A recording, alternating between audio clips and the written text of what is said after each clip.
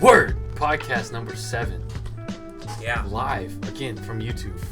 Welcome to the No Spin Zone. Welcome to the No Spin Zone. We can use that now. This is technically our thing now. Yeah, it's not trademark anymore, because, Bill O'Reilly's gone forever. Bill O'Reilly, you think you're a patriot? Until you ain't Glenn nothing Beck's... but a something racist something. Yeah. To quote the great immortal technique. Oh, yeah, true. Love that song. That's a good song.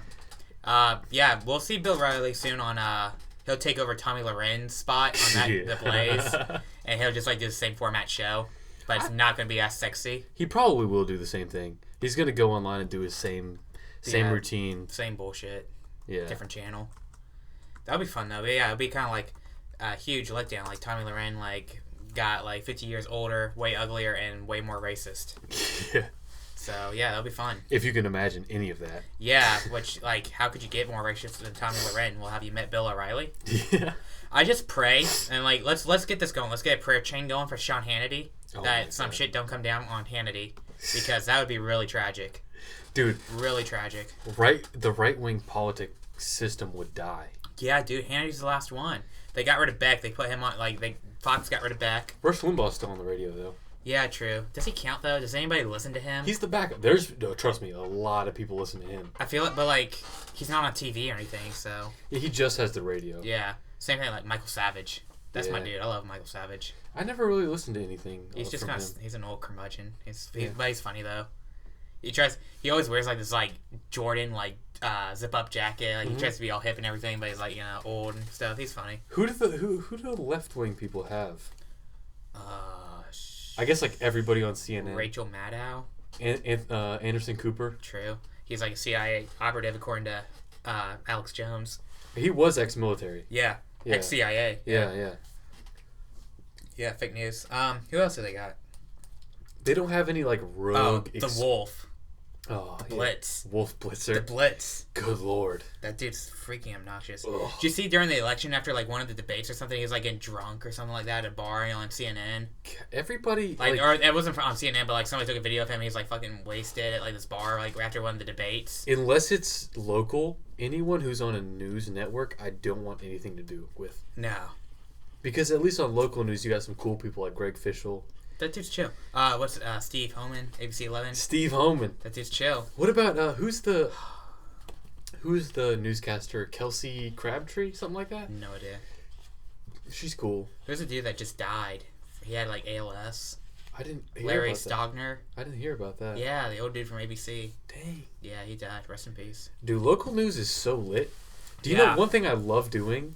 No. Is going to a hotel or you're staying out of town and at the beach, especially out of state.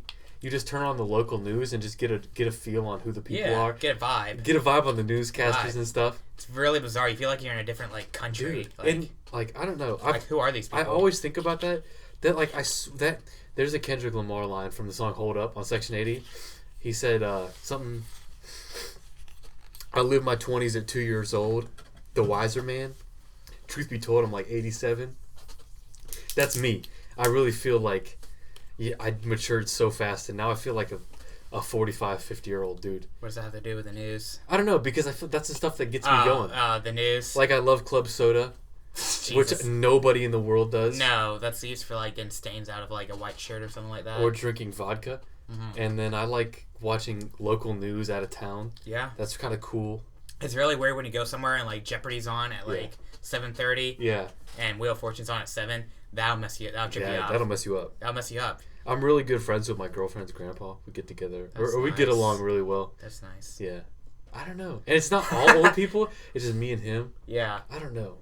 I think it's a mix between old people that act young and me acting old. I know my grandfather's devastated by the Bill O'Reilly because he's straight up. He'll leave Fox News on all day. Yeah. He'll switch over to CNN for an hour just to change it up. But yeah, he's a Fox News guy through and through. and he was a Bill O'Reilly guy, so he's devastated. My dad's dad is dead, and my mom's dad doesn't want anything to do with my family. So, whoa, Jesus, that's kind of heavy. Shit, I don't know how my grandpa's. I have a step grandpa, which I mean, to me, my grandpa died when I was young. We were real close, but he's been my grandpa for like over 10 plus years. Yeah. And I'm 21, so yeah, right. like he's close. I don't call him, like, it took me a while, but then I thought about I call him Grandpa Ray, because some people in my family call him Mr. Ray, but yeah, he's close with me. We're cool. Yeah, chill. You're chill. I don't think he's like into politics like that. Okay. I don't know if either of my grandparents. I don't talk to my grandma on my mom's side. She doesn't like the family either. This is getting heavy, dude. It's getting heavy. Let's switch gears, because that got way too heavy. We're trying to talk about Bill O'Reilly. Bill O'Reilly, yeah. Dude. Who does he have traction with? Crazy people and old people? Yeah, no, just old people. Just old people. Yeah, old white people. Let me clarify. Yeah, but all of my grandparents are white. Just want to clear that. All of my Okay. grandparents are white. Good. They are. Yeah, same. Relatable. Okay. Yeah, very relatable. I know my grandmother's devastated too. She was a Bill O'Reilly guy.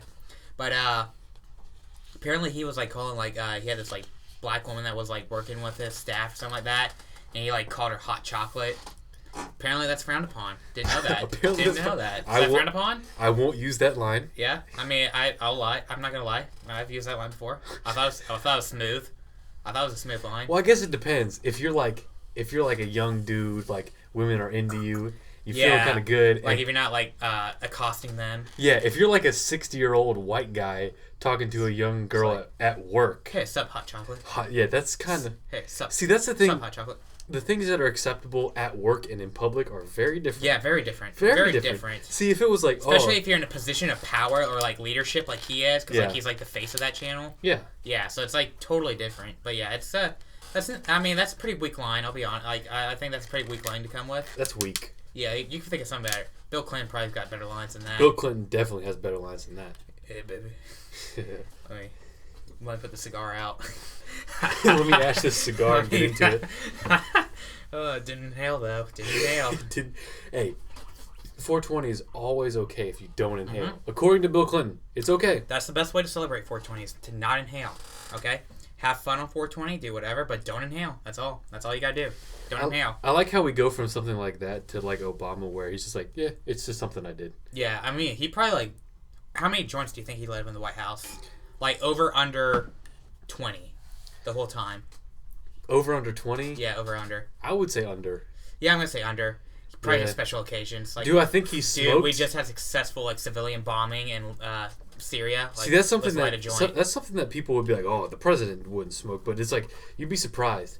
Like some of the very high end like dispensaries, they're like, yeah, we deal with politicians all the time. Oh yeah, sure. Especially when he brings people like Willie Nelson and Snoop Dogg into the White House. Yeah, exactly. And when Snoop Dogg smoked in the White House. Yeah. You know Obama lit up with them. Yeah. You know, Joe Biden lit up too. You know Joe Biden did. You know Joe about that life. Joe Biden is probably just as bad as Bill O'Reilly on talking to people like that. Yeah, have you seen all the pictures? There was like, it was going around a few years ago, like how he would just like be awkward around women and like touch them very awkwardly. Yeah. Inappropriately. He was a very pervy guy. Like, he's very pervy. No matter what you think about like Obama's administration, Joe Biden was very... He's a perv. He was a perv. But what is a White House without a perv in it? It's very true. Clinton, White House. Empty. President was a perv. Trump. Yeah. The White House without a pervert in it is empty. Mm-hmm. It's not truly the White House unless a perv is in the residence. So, either the first man or first lady, whatever you want to call it. Yeah. It's Yeah. And I bet Ronald Reagan was into some freaky stuff. You know, he got down. He was also... freaky. Don't want to think about that. But also... I bet he liked that hot chocolate. He was very not in control of his mind. Oh, fake news, dude. He was very... You can't say that. Demented. You're going to, like, trigger conservatives if you start saying that he was, like, had Alzheimer's. Dude, I triggered a lot of people when I said that Ronald Reagan was Obama for white people. Basically. Dude, I made so many people... So triggered. So many people mad. So triggered. It's true. It is. It's true. I hate that guy. But we talk about him too much on the show. I feel like we talk about him every week, but I hate that guy. Yeah. Just to be on record for the fourth time. Listen to anybody who's listening that likes hip-hop music and doesn't like Ronald Reagan. Listen to Reagan by Killer Mike. Oh yeah, classic. That was the Joe Biden, or not? He was the big supporter of Bernie. Yeah, Killer Mike, like he was campaigning for him. Yeah, he probably would have got a cabinet position if Bernie won. He probably would have been like Secretary of State or something. Did you hear about the bill that's passing? Okay, so what I've heard so far is that families where it's a combined income less than $100,000, Yeah. there's some colleges where it's going to be like $500 a semester. Still not free. No. But it's a huge difference. Yeah, that's not bad. I would qualify for that shit. I don't make 100,000. My family don't make 100,000. I'd qualify for that. We'd all qualify.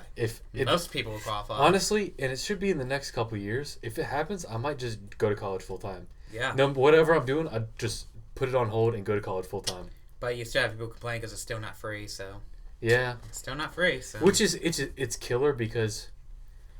I don't know. I don't even know how it's gonna work. I don't know how anything like that's gonna work. It's too complicated to get into it. It just, if you say it out loud, it probably doesn't work like that. And the money has to come from somewhere. No matter what you think, the money's coming from somewhere because colleges aren't going to give up any profit. No. Yeah, that just doesn't make any sense. There's no way you can make stuff for free. That's just not how the world works. And you're going to have to pull taxes from people. And what happens when you try to tax the rich is it doesn't happen. And like when you get free stuff, it sucks. It's not good stuff. You don't get good stuff for free. You get garbage. Okay? Yep. Like, you know what I mean? Like, when in your life have you gotten something for free and it was like quality? When you go to Harris Teeter, you don't want the cookies they put out. Yeah. You want the sugar cookies with the icing on them. Yeah, you don't want that garbage they put out for free. No. Or a free sample. That's why they're always full. Yeah. Or like... I don't know. I can't. But yeah, I mean, you don't get anything for free that's good. No. Like when you donate to PBS and they send you a tote bag. It's not a good tote bag. It's poorly made. It's not a good tote bag. It's a poorly made tote bag. That NPR bumper sticker you have, it doesn't look good, okay? No, it looks terrible. I'll tell you that right now. It doesn't look good.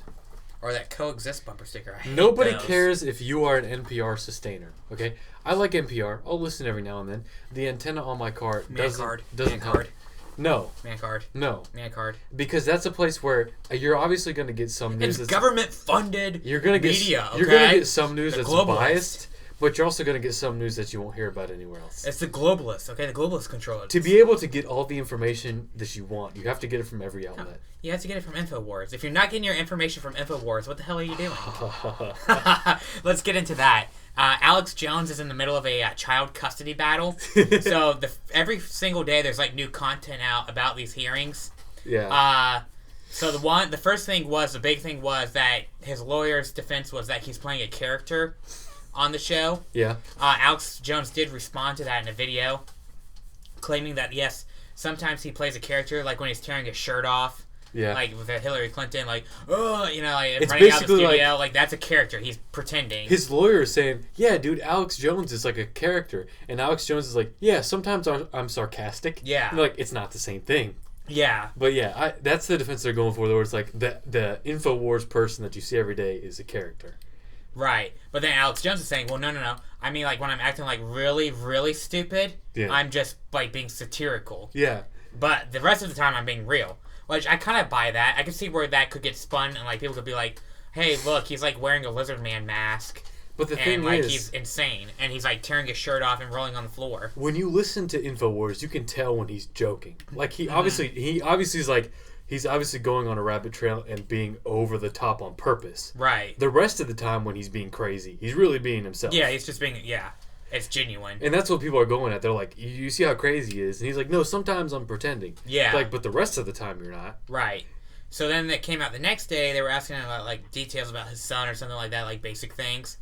And I guess he was having trouble remembering. Because, I mean, he got so much, he's so inundated with data. Yeah. He's thinking, he's got the whole, like, how the Illuminati works in his head. He can't remember stupid crap about his son. It's the InfoWars. It's irrelevant. Yeah, it's InfoWars. Yeah. But he blamed it on a big bowl of chili he had for lunch. Yeah. Which I can see that. Yeah. I mean, you're bloated. Probably got to take a crap in the middle of it. You're probably not remembering small details. You're really gassy. Yeah, gassy. Yeah, I can see that. And then the third thing that came out, I think yesterday, was that he smokes marijuana only once a year, to test the potency and to make sure George Soros isn't like jacking up the weed. So good. And he said it's just like what law enforcement does, and it's true.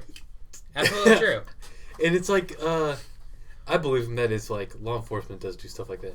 If your weed gets confiscated, it's getting smoked. Yeah. But like every time he's with someone who smokes weed, like Immortal Technique or Joe Rogan, he smokes with them. Yeah. And he's like, "Oh, this is too much. I don't It's too strong. I don't condone of this," but he does it. The Soros is this is Soros weed right here. This is Soros weed. That's that Soros right there. That's what the new instead of dank. This is Monsanto weed. Yeah, we're gonna replace the word dank with Soros, bro. This weed is Soros, man.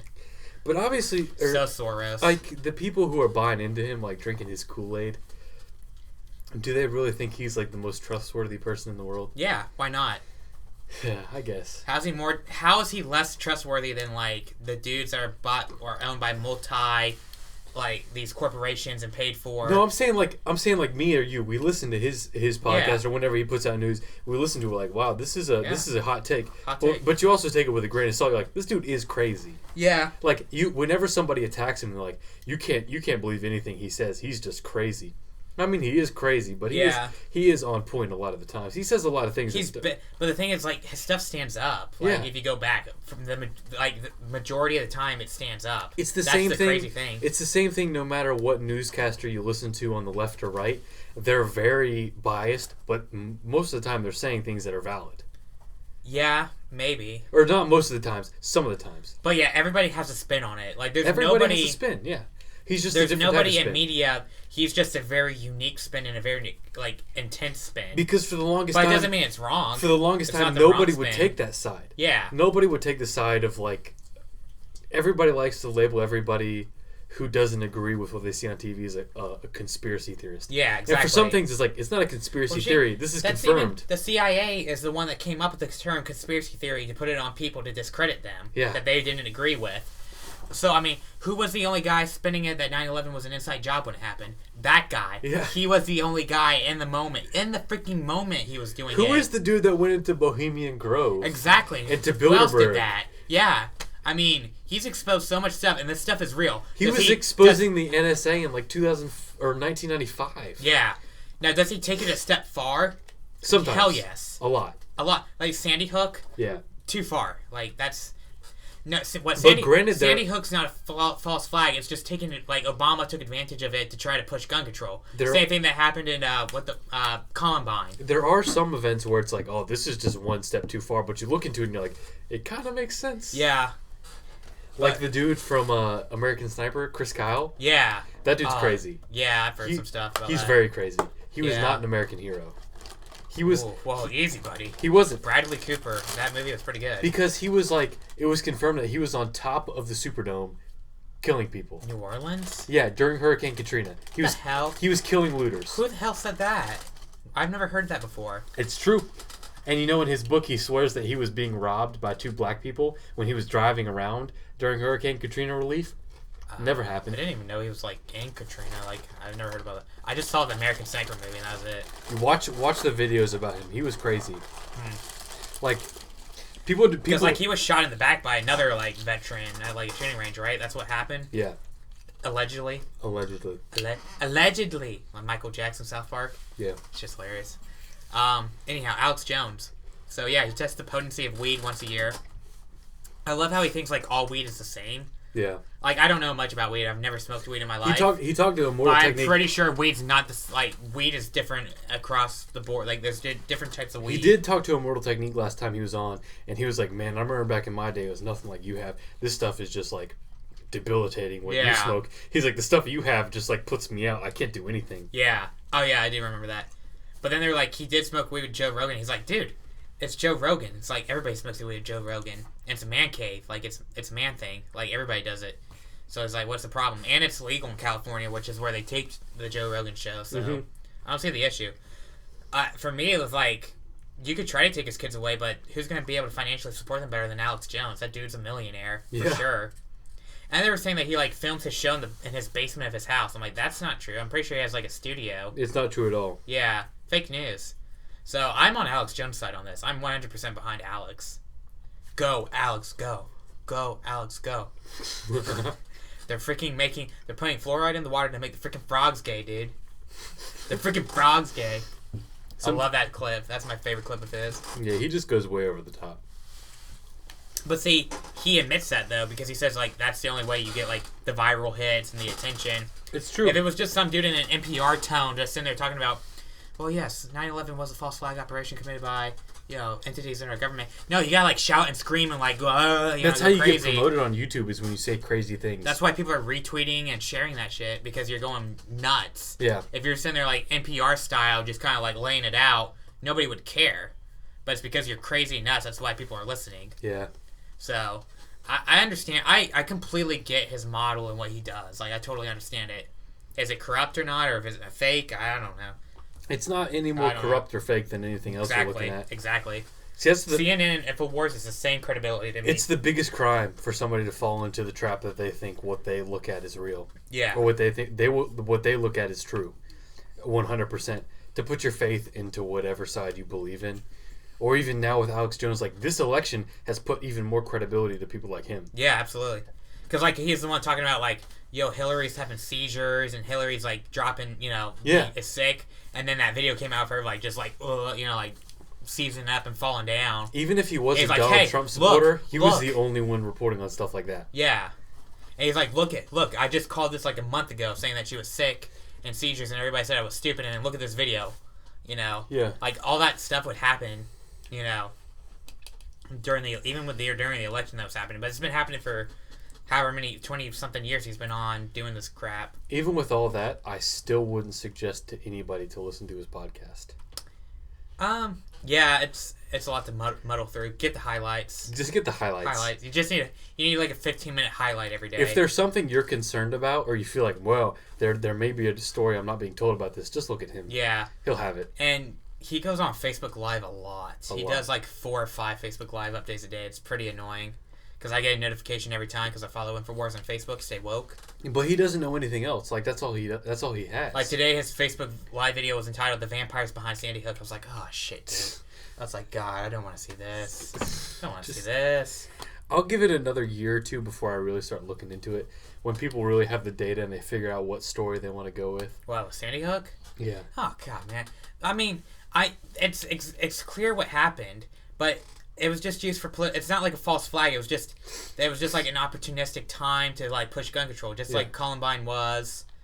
You know what I mean? Like 9/11, you could see why it would be a false flag. But also clearly, there's the reasons for that are clear. You could look at it as somebody who's like, he wasn't on the CIA watch list or anything, but he could have had somebody talking to him. Yeah, he was. Well, people were saying like they brought in actors and everything for like. No. That's the shit I've seen. There were some things I've seen where some of the kids that died in Sandy Hook were still alive. Where it's like the... That could just be like they got bad reports or something. And because the problem with the news is they just like take off stuff and run without getting their facts straight. So. Where it's like the kids here, they're pictured alive somewhere else. So it's like the Challenger mission where the astronauts were still alive. But oh yeah, that's the only true. thing. That's the wild. only thing I could go to believing right now is that he was obviously not straight in the head.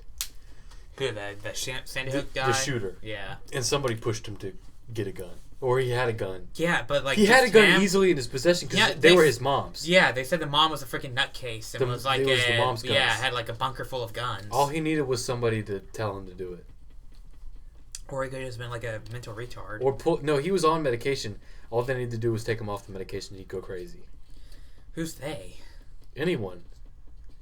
If you're going to believe that it's a conspiracy or that anybody had anything to do with it, all you need is somebody to take away the medicine or tell them to do it and you do it. Maybe. I don't know. Other than that, you can only believe that it's like, yeah, it was I mean, I could kind of see the point because, like, all that stuff was happening, like, within a very short period of time. Like, that and the movie theater shooting, the shooting in the mall. Yeah. Like, all happened within a few months. And, like, Obama was sitting there with, like, the fake tears. Yeah. And that we got to get gun control going. It's like, no, dude, it's clearly a mental health issue. Yeah. Because all these, like, shootings had combined was that these people were, like, mentally ill. So it's a mental health issue, not a gun issue. Yeah. They were mentally ill and they had weapons within their reach. And it's an issue of selling guns to mentally ill people. And for some of the cases, it wasn't even that mentally ill people had the guns. It's that they were able to get them from somebody that they lived with. Yeah. Yeah. It's being responsible with what you have. I wrote a paper in college about gun control, and I was like advocating like sensible gun control. Yeah. And I said my take was that people, even if you personally aren't mentally ill, if you live in a household with a mentally ill person, or even children, you can't own gun. Or like for the most part, mentally ill children, you can't own a gun. And people thought that was a hot take. I'm like, that's not a hot take. For the most part, people with children, they either they teach them respect at a young age. You learn. Like, if you grow up in a household where your parents have a gun, you learn. Like, my dad didn't. He didn't have guns around the house. Yeah. Until, like, I don't know. Well, that's because you're mentally stable. Maybe, like, 2009 or 10. Yeah. And I was old enough at the time where I could go and shoot with him. And you, like, obviously learn. Like, if you're conscious in your head, you understand what a gun is. Right, if you're mentally capable. But, like, the problem is that the people that aren't mentally capable... You also have a safe in your house when you have a gun and you put it in the safe and lock it. But see, like, the mother from the Sandy Hook scenario, like, she was a nut job, too. She probably couldn't... She shouldn't mentally have had a gun either. Yeah.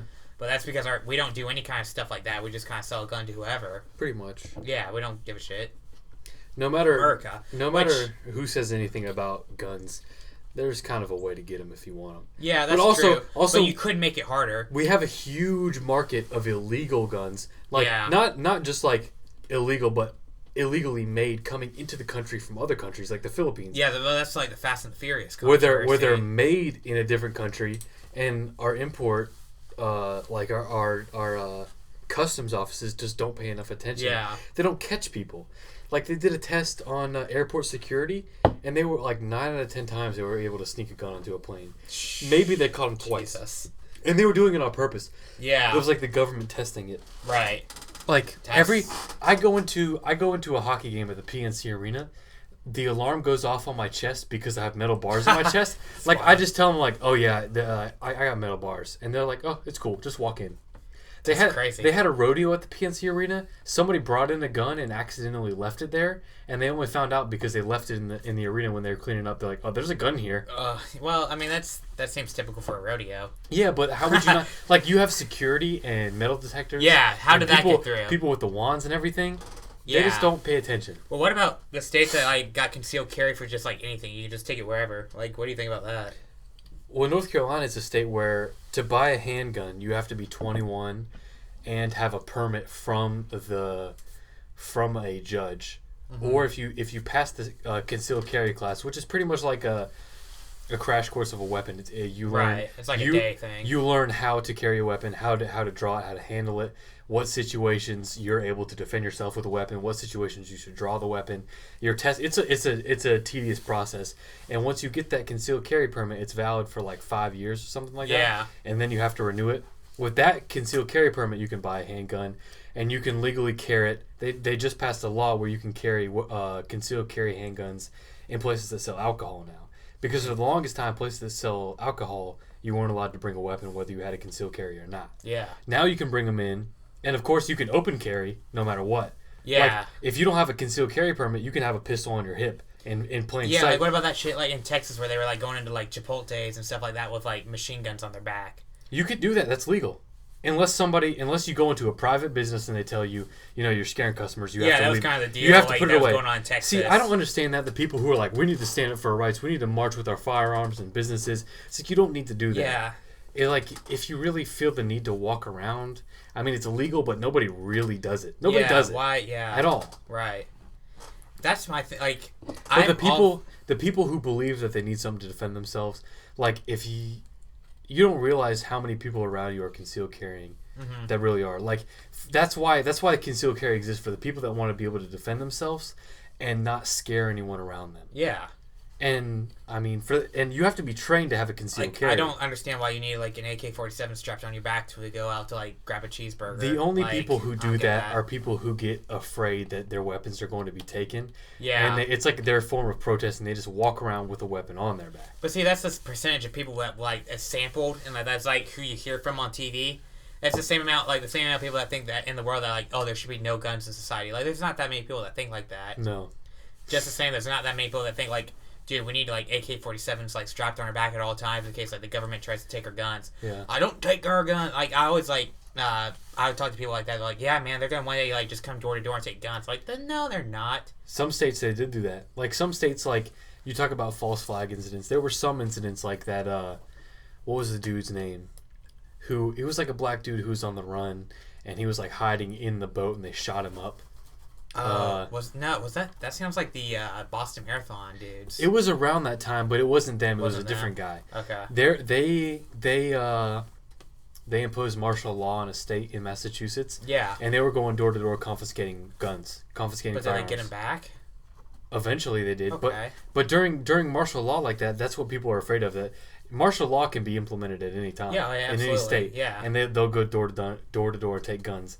And for a while, like there were some politicians who were like, yeah, that's what we should be doing. Yeah. And like there's some cases where like that is extreme. You shouldn't be doing extreme. that. But then the people are like, they think that like they're just like countrywide, they're going to take everybody's guns and just Yeah. take them away. Like, I don't think that's going to happen. It's like, not going to. But like, But you've seen the way that some police forces are militarized. Yeah, absolutely. Like, where was that Ferguson. riot? Even before Ferguson, a couple years before that, there was a riot where, like, it was some no-name town. They were bringing out APCs, riot gear, tear gas, all that stuff. It's like, it's crazy how Yeah. quickly some of these police forces can be armorized. I was watching the documentary on Netflix last night, The 13th.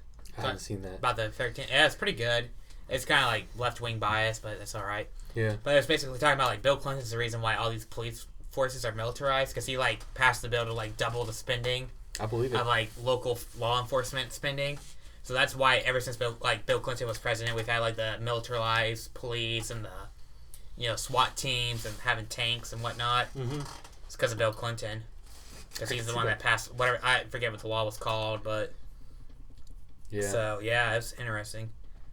I don't know, man. The gun stuff. It's just like I'm for gun rights, but I'm also for like you can't just sell a gun to anybody because there's too many like sick people in this world. Yeah.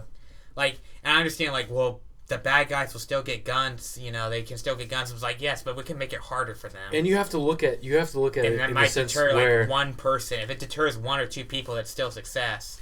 They can make it, and for normal people, it's easy. It's not a problem. the thing that you have to think of is there's extremes to every side.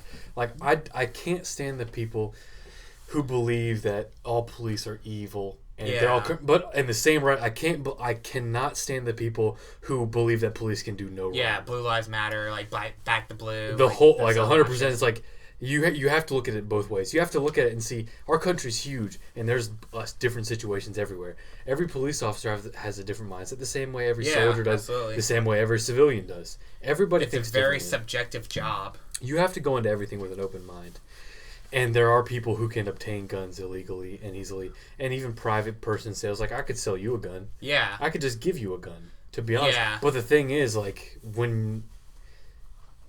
without doing it super illegally, it can still be traced back to my ownership. Right. Unless you just, like, erase the like serial number or do The something. whole like gun that. show loophole thing where you don't have to have a background check and like people get up in arms about that. Like what's the Sometimes, yeah. What's the problem with that? Why can't you make like a background check for a gun show? Well, the thing is, like, with a gun show, like, I remember when I was like maybe 15 or 16, there was a 22 rifle, and I had some money saved up, and my dad, of course, I gave the money to my dad. My dad bought it from somebody, and it was just a private to private sale. yeah. To buy a rifle, you only have to be 18. Okay. If you go to a store and buy a rifle, they'll do a background check. Right. That's the thing that people get up in arms about, and they'll be like, "Oh, it's too easy to buy a gun." Some sales at a gun shows, they don't do background checks. Yeah. Some people will do it. Some people will do a background check. You don't have to. You don't have to. Right. It's not by law that you have to do a background check, and that is kind of like. But you should. You should. But also, it's like if you're gonna go to a gun show and I'm gonna rent a table and I have like a couple shotguns I want to get rid of, I don't have the means to do a background check. It doesn't matter. And that's the thing. It's like people will be like, "Well, how am I supposed to do that?" Or at a gun show or something like that, because they want it to be like a swap meet, like a car show, Right. Yeah. where you sell or like parts. a shoe show or something. The like thing that, they need to implement is an easy way to do it, like be able to do a background check at a police station or something like that. And like a lot of people are doing that with like Craigslist sales and shoe sales, where it's like the police station is a safe place to meet and do sales. It should be the same way for guns. Like the police should help out people and do background checks and stuff like that. Because to be honest, I bought a shotgun when I was 18, and I went to a gun store. They did a background check. They took my social security number, my ID, stuff like that. It took maybe 5 or 10 minutes. Yeah. I don't know how they did it. I don't know how people privately could do it, but it's not that hard. That's not imposing on your Second Amendment at all. Not at all. Not at all. Not But like at all. if I was like some like mental person and wanted to go shoot up a school or a movie But theater, even still, yeah. that's where I'm going to go buy guns at a gun show. That's even my if best you shot. even if you had a history of mental disability and stuff like that, if you went to a gun store and did a background check, they might not flag it. That might not be an issue. Well, I mean, but like if I'm a felon or something and if you're a want felon, gun, you can't have a gun at all. Yeah, but if I was a felon and wanted a gun, Yeah. I'm going to go to a gun show to buy a gun. Or you could. That's or where you I'm could going meet to somebody try. online. Anybody.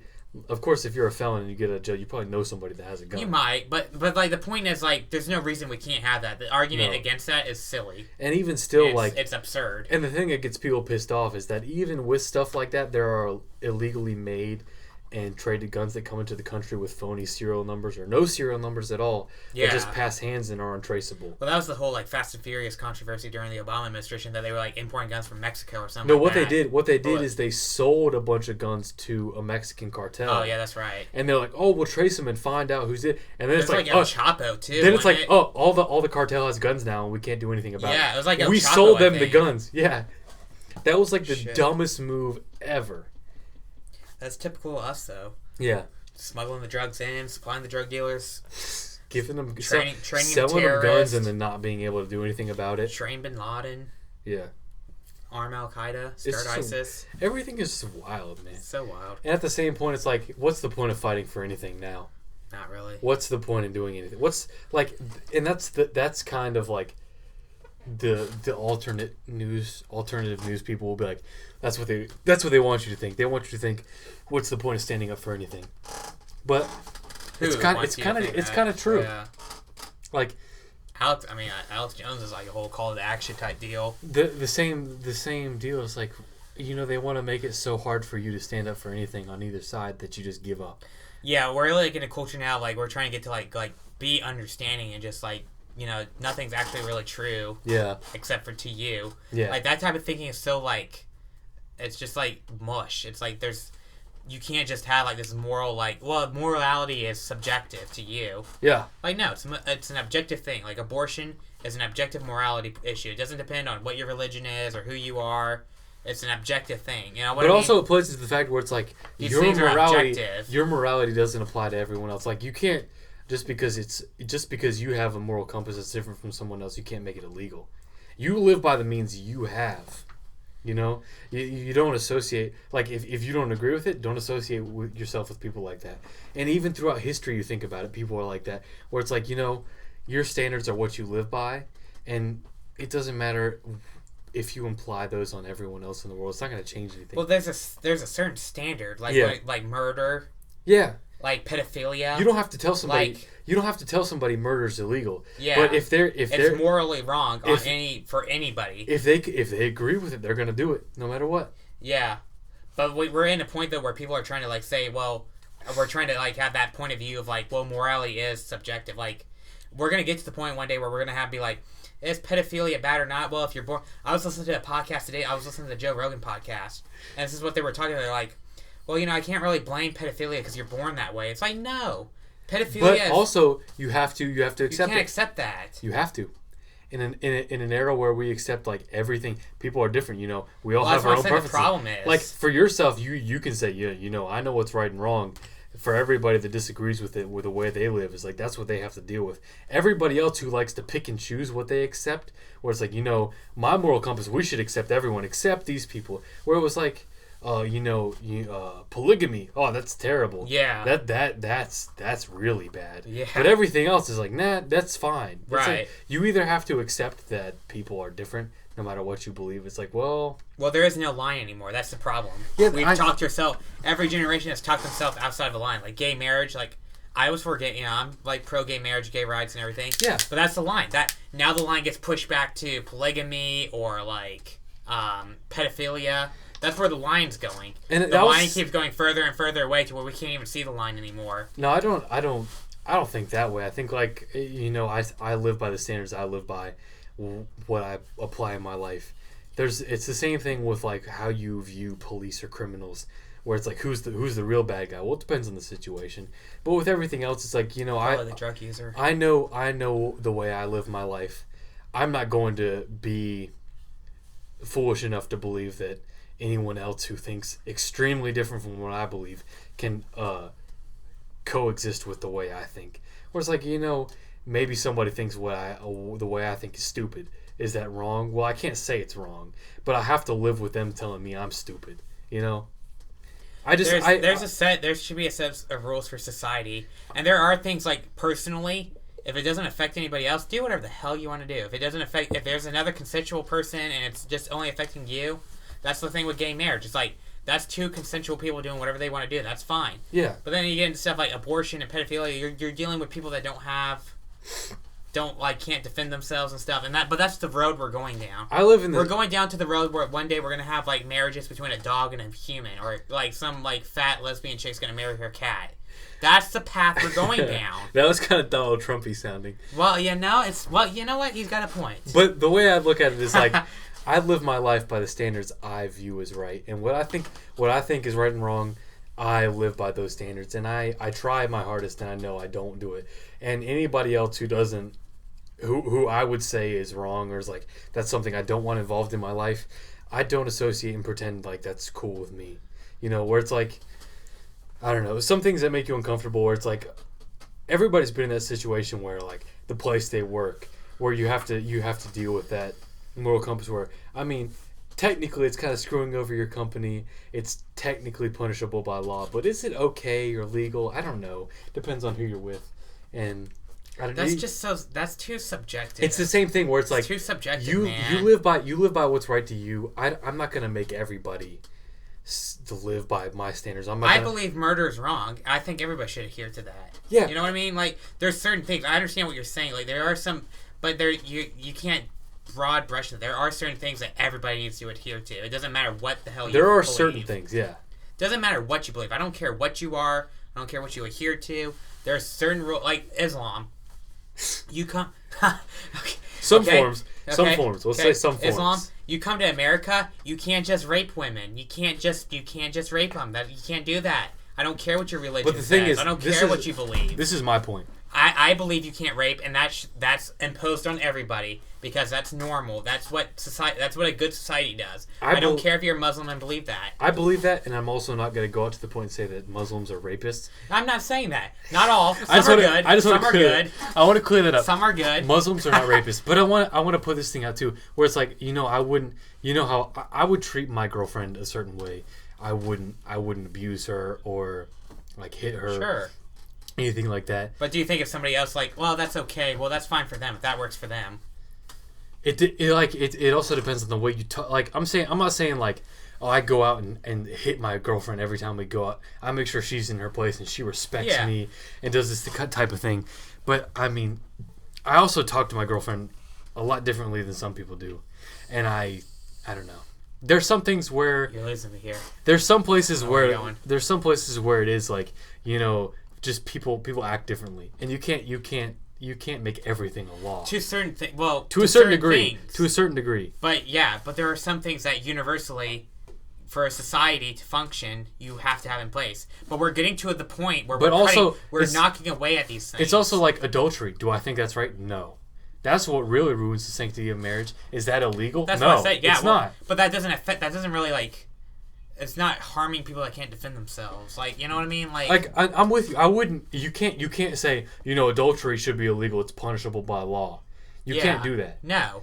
But you also people generally look at it and say, it's not. It should be right to remain in that relationship. But also we have law, like you can sue people and divorce stuff like that, alimony. Like we have like things in place to like punish that. But my thing is just like as a society, you can't just like it can't just be like anarchy, like whatever applies to you. Yeah, no, because that's the path we're down. I'm with you. That's the path we're on. I have always thought that. Like I always, even from a young point, like listening to everything around me, looking, I was like, the same goal that people who argue for peace are looking at.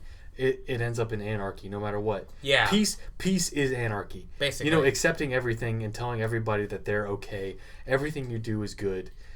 That's anarchy. Yeah. And you look at it as like peace is calm. Peace is everything good. It's only good. And anarchy gets labeled as like terrible, like rioting, all that stuff. And it's not the truth. In our world, peace is unobtainable. Everybody coexisting and being calm and living with each other is unobtainable. Yeah, no matter absolutely. what you believe, peace is unobtainable. On a mass scale, yes. And working towards those goals and accepting everyone on a world peace type level is promoting anarchy. Yeah. Well, yeah, it's like world peace, like on a mass scale, it's not possible. And a very small group of you're a cult. Yeah, you might in have a cult. Yeah, Yeah. in a cult. Cult. Yeah, get away with that maybe for a little bit. Because when somebody disagrees, Till you turn with into Scientology. you can kick them out. Yeah, until you turn into like something like Scientology or something like that, or like Jim Jones. If we accepted peace on a world scale like that, we'd have to implement the death penalty on like a mass scale. You'd have to go Hitler on them. Because everybody that didn't agree with peace needed to be killed, because they would only promote problems. Yeah, that's some. And that's when the anarchy comes in. When you realize that peace is anarchy. Yeah, basically. Yeah. And that's something I don't think I've ever told anyone that, but I've thought that for a long time. The goals of peace are anarchy. Yeah, absolutely. Well, I mean, yeah. I mean, you ask most people like that are like that, dude, let's all coexist. They agree with an anarchist form of government, or they would be for that. Everybody has their limits. Like, if you walked up to a person and they're like, I'm for, like, doing you, whatever's best for you, all this stuff. It's like, well, how far do you go until whatever's best for me doesn't work for you? Yeah. I don't know. There's a limit, and we're pushing it. We're testing. Like the bathroom stuff. Like, go back to that. But also, that's pushing the limit. That was an issue that didn't exist. Well, no, it didn't. But like the concept of it does. That's what like the actual issue in North Carolina wasn't a real big issue. It wasn't at all. The concept. See, that's when the concept is like what matters. See, the bigger issue in that issue is that you have too many politicians who are in other people's pockets and have to listen to what they're told. But who? But like that's the thing. Like I don't understand. Like. It's just the LGBTQ that's like the issue behind that. They're the only ones like making an issue of it. Nobody else would give a shit if it wasn't for LGBTQ. And the thing is, like, the most places you go, like, that's not an issue. You go to a bathroom, it's like a door with a toilet behind. Yeah. You don't go into a bathroom with somebody else. And the people who get up in arms and so defensive about it piss me off too. Because, like, this isn't a problem. You know that if the law is passed, it doesn't matter to anybody else. So why are you throwing a fit about it? Well, when the law reads that, like, anybody can use whatever bathroom or locker room they feel like, regardless of their gender, that's I'm going to be honest with you. There have been several times where I have accidentally walked into a woman's bathroom. I was a lot younger. One time was at church. I remember I walked into a women's bathroom, and I was like, this is kind of an odd bathroom layout. And then while I was peeing in a lavatory with a door, I was like, you know what? This might be the women's bathroom. Smells like potpourri. And I just leave really quickly. That's like, whoa, I'm really sorry about that. Yeah, you feel weird. But my thing's like, that the way the law was written here in North Carolina specifically was like very vague. Yeah. Like, I don't have a problem with transsexual people using the bathroom. But when the law reads that anybody can use whatever bathroom, then you could have, like, you open the door up for the small percentage of perverts there are. Because there are perverts, a small percentage. The other thing, but too... you give them, like, a free ride to, like, go, like... The other thing, too, is, like... girls in the bathroom. I saw it passing. I was like, either way it goes, I don't care because I can bring a gun into a bathroom. There you go. I can bring a gun into a bathroom. America. Yeah, I can still carry into any bathroom I would taking a shit. Yeah, dude. Absolutely. That's the other thing too. That meme was like, why does everybody got to take a dump at Target? Right. Yeah. It's like, why does everybody? Why are you taking a dump at Target? Honestly, go home and do that. Who uses the bathroom in public on a daily basis? Yeah. It's urinate. I mean, but then the law also read like locker rooms. That was more the issue for me. Like the bathroom was just kind of like funny and people that's what caught on. Yeah. The locker room stuff that's effed up. Locker rooms is kind of effed up. Even ground because then effed up. It's like that South Park episode where he gets his own special bathroom. Yeah, it's kind of like guys, girls, and then it's like middle ground bathroom. You don't know. I love the King of Queens episode where it's Kevin James trying to use the bathroom. The signs for the bathroom is like a person holding their both arms up and then both arms down. Yeah, and he's doing it like looking down at himself and putting his arms up and down. And he's like just like looking down as he's doing it. Yeah, that's like the best King of Queens like episode or part of like bit or whatever sequence you want to call it. Yeah. But anyhow, Jesus, how do we get on that? I don't know. We just take a weird path, man. I want to switch gears though. Let's switch gears right here. Put it into third. I want to talk about Aaron Hernandez. So Aaron Hernandez is dead. Rest in wherever you are. I don't know where you are. Probably hell. I'm gonna put money on hell. I don't know. Like that's the thing let's not go there though. Let's not go there. I'm gonna put money on hell. Though. Yeah, that's not for us to decide. Not yet. We'll get there. Maybe. No, I'm not gonna comment on that. Okay. He's in hell. Okay. Anyhow. I will disagree, but not fully. I will just refute. He's in hell. Okay. I don't know. I'll put money on it. Because I don't know what really happened. I don't know him. Anyhow, he hung himself in jail. Killed himself. Allegedly. He was found with like John 3:16 written on his forehead. I think his Bible was open up to John 3:16. But right next to the Bible was a suicide note to his gay lover. The first thing I found that threw a flag, I never knew that there was a suicide note. No, the reports I said there was no suicide note. That just came out today. The first flag that got thrown for me is like, how could he write on his forehead and how cleanly was it written? Because you'd have to write it backwards on your forehead. He's probably got a mirror on his bathroom. How cleanly could you write backwards? I don't know. Because I can't even write left-handed. I don't know. But then the other thing too is like, oh, he mysteriously ends up hung in jail. Well, it's like, wasn't he in jail for gang activity in the first place? Yeah. The whole murder trials were only hanging on like gang involvement. The only cases they had was like, whoa, it came out that he was involved in gang activity. Yeah. All his best friends were in a gang. Well, he's been involved in gang his whole life. Yeah, and then he comes, like his trials like a couple months ago where he came out, he was covered in gang tattoos. Yeah. Well, even in Florida, and when he played for the Gators, he was in so much trouble. He should have got kicked out of Florida. He should have got kicked off the team. Yeah, several times, but Urban Meyer kept bringing him back because Urban Meyer was a scumbag and just wanted to win. It's not necessarily a bad thing that you give somebody a second chance. He got more than that. He's one of the cases where it's like he got too many second chances and he just kept messing up. He kept messing up. He got too many chances. He kept blowing it. Yeah, but okay, so the theory, what I've been hearing is that the guy he was convicted of killing, that was his gay lover. What about the other two people? He got acquitted of that somehow. I guess there was just enough physical evidence or whatever. Yeah. But the guy he killed, the rumor is that there's a person that was writing a book on it and everything, that Aaron Hernandez killed that guy because they were gay together, and that guy was gonna out them or something like that in public. So Aaron Hernandez offed him. Hernandez is in jail and he's gay. Or bisexual. I don't know. And that he left a suicide note to his gay lover before he hung himself, and to his daughter. And the crazy thing too is that loophole in Massachusetts that he killed himself before he could use his last appeal process. Yeah. So he died an innocent man, quote unquote, innocent. So that allows his estate to not be sued, to people go after that. So that's going to be freed up 100% for his daughter.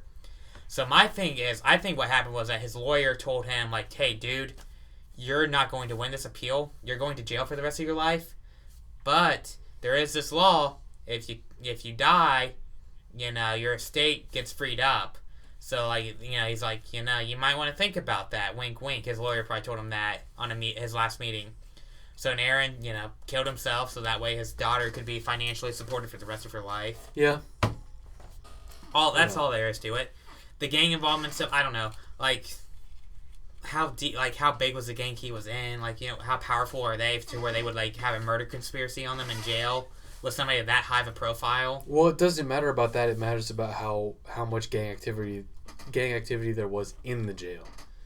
Because he was already into it. What jail was he in? He was already into it enough to kill somebody outside of jail. Yeah. Once you go into jail, there's more gang members in there in a concentrated area than there are anywhere else. Yeah.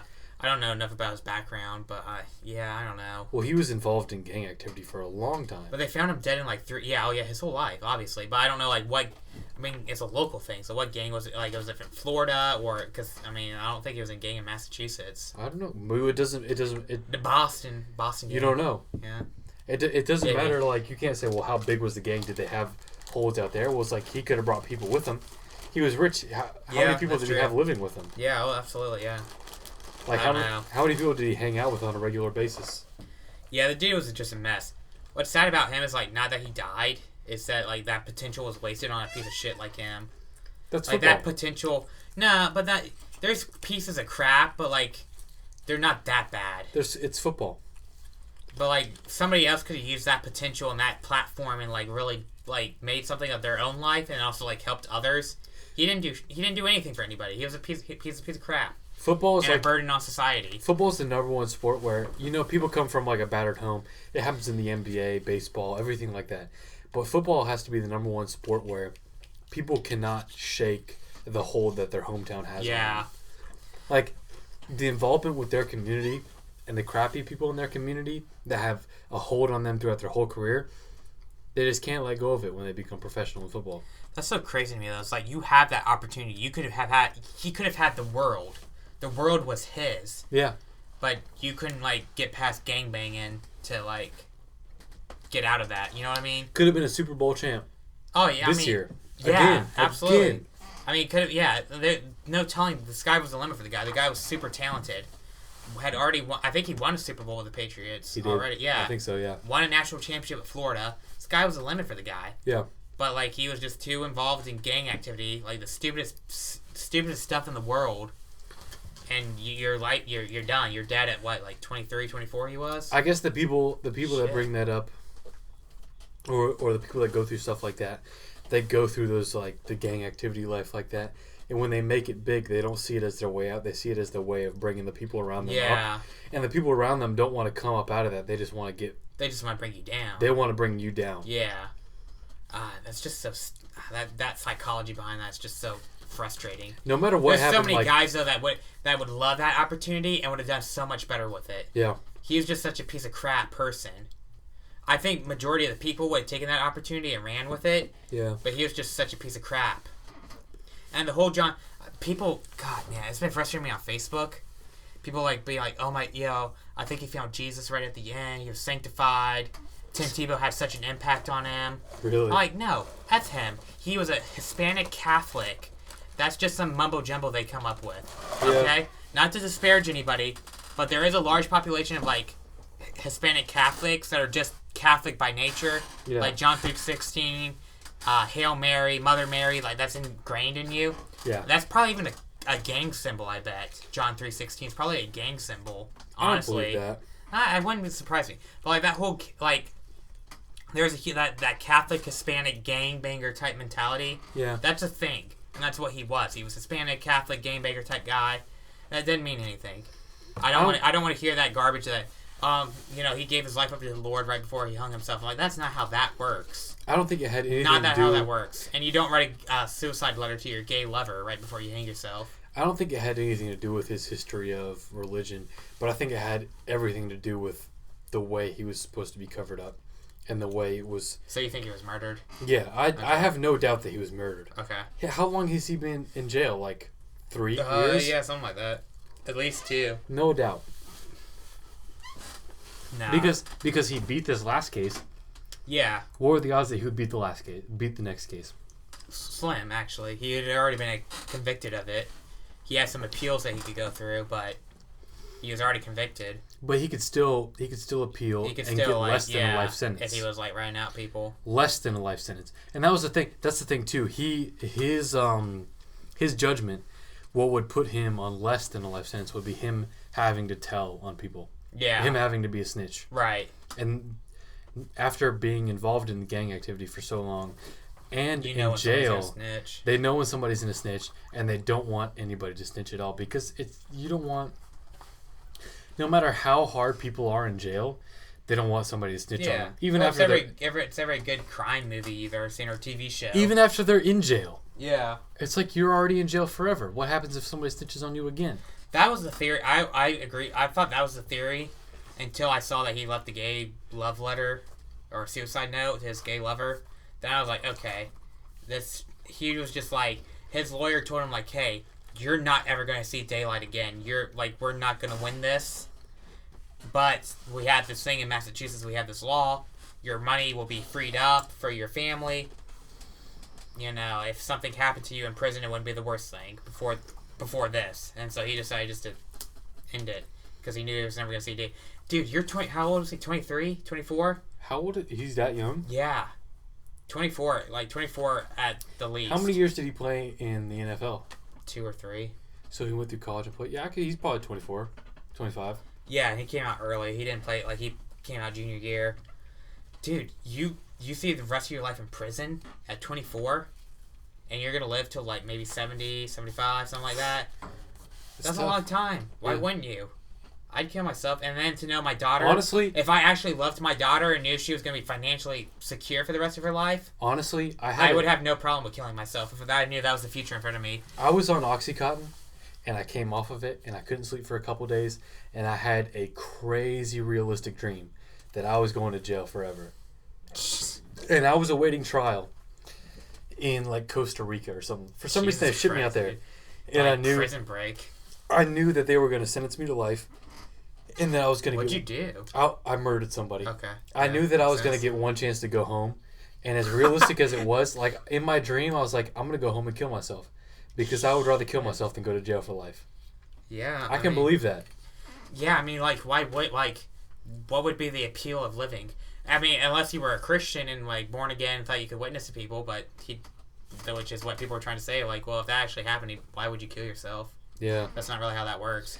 I don't think you would like have this like if you actually had like this on your knees, awe-inspiring moment where Jesus came to you. I don't think Jesus would be like, yeah, go ahead and kill yourself. And that's not how that works. So people were telling me that on Facebook. Even my grandmother, I love my grandmother. She was like, I really think he met the Lord before he died. I think Tebow had an impact. I'm like, oh yeah, Grandma. It's what people want to believe. It's the feel good. Nobody wants to hear a bad boy story. But was Tim Tebow even in his life? Did he have any impact in his life? Yeah, he actually did in Florida. Really? Yeah, like Tebow kept him from getting like kicked off the team several times. But after that, how much has Tebow had in contact with him after that? I have no idea. But in Florida, Tebow was the reason like that dude didn't get kicked off the team. Like Tebow was like on that dude like white on rice, make sure he wasn't in trouble and stuff like that in Florida. Yeah. Like he was, so. But after that, I have no idea. Yeah. But no, the dude was the Bible verse being on there. I have no idea. It's a gang symbol, Catholic, Mexican, Hispanic type thing. It's something like that. It's meaningless. Meaningless. I don't know. That's not how that works. If that's how that works, I have a lot of questions. I have a lot of doubts. If that's how that works, you can just like say a prayer right before you kill yourself. You're clear like, God, I'm sorry for everything I've done, for killing all these people, for being a terrible person my whole life, and just kill yourself, and then you're out of hell. I guess. That's not how that works. But it works. also depends. Bullshit. It also depends on what you believe, and you weren't in his situation. You weren't like religiousless. I guess not. You weren't religiousless through your whole life, and then murdered one, maybe the assumption 3 people. being murder. Oh, okay, sorry. Maybe 3 people. Okay, maybe. At least. And then going through all those trials, having an illegitimate child, and having to go through all those trials and see that. And millions of dollars. What a poor soul. The thing that comes down to me is like, so much he went through. I don't know his life. I don't care. Like, I see the end result, and no matter who it is, it sucks to see somebody go out like that. Sad. I can't say whether it was him or not. It's sad that there's a girl without a dad, and that her dad is like that person. It's that sad. Piece of crap. It's sad that there's somebody in our jail systems who has committed suicide at all. No, it's not. Because when you look at the way our society portrays our corrections facilities, that's what they're, corrections facilities. Yeah. They're supposed to rehabilitate criminals. No. And they're supposed to turn over a new leaf in somebody's life and punish them for what they've done. Of course, like with somebody who's serving a life sentence, they have to serve out their life to fulfill it. But who is to decide what their life is? If his life really did change, is it because of our corrections facilities, or is it because of somebody else, or is it because of just him? I don't know. Well, the fact of the matter, he was never going to see daylight again. That was what's going to happen. Maybe. Well, I don't know. Maybe. If he killed himself, that's what the lawyer told him for sure. There's no reason you would kill yourself if you knew you had a chance to get out. Because there was even like people talking about like, yeah, man, he could be playing football in the next couple of years if he gets like appeals and like. But somebody told him, I firmly believe that was before the suicide note, and then before the suicide note, I was kind of on your wavelength, thinking that somebody killed like gang related murder. But after the suicide note thing, I'm like, probably somebody just told him like, hey man, you're never gonna see daylight again. But we have this loophole. If you go ahead and just stop breathing, like. You're going to take care of your family. I could see that. But also imagine this. You're 24 years old, and you're in jail for life. Wait, that's a combo of that. And your lawyer... That sucks in itself, but then you have the incentive to where you can take care of your daughter for the rest of your life. No, your lawyer tells you this. Okay. He tells you, we just got you acquitted of this double murder. You're innocent. That has nothing to apply with you. Yeah, but you're still in jail. We could apply, or we could appeal to this sentence. You also tell to all your friends who you're in jail with. Obviously, he was no doubt in jail with gang members and all his friends. Yeah. He's like, if you could give us information on them, you're a celebrity. Yeah. If you give us information on them and help us put these people and more people away for life, we could switch facilities, maybe get out in 15, 20 years, work with the court systems, good behavior, maybe less years. We want to get you out of this jail. We want you to be able to be the person you are. We want you to be there for your daughter when you can get out. We don't want you to be in here forever. Yeah. If you work with us. Yeah. He's a person who went from being a celebrity, being a professional football player, no matter what capacity you are in a football player or yeah, any you're athlete, still a football player. Yeah, you're a celebrity. You're a millionaire. You're making millions of dollars playing sports. You don't want to be in jail forever. But it's been a while since he's done that. It's been a couple of years. He hasn't played in the NFL for like 2 years. Imagine if somebody tells you that. If you have been away from the limelight, away from the NFL season or your team and everything, your team wins a championship without you. And you look at that and you realize that that's been your life forever. That's been what brought you out of the city you grew up in. That's brought you through college. That brought you into the career that you have.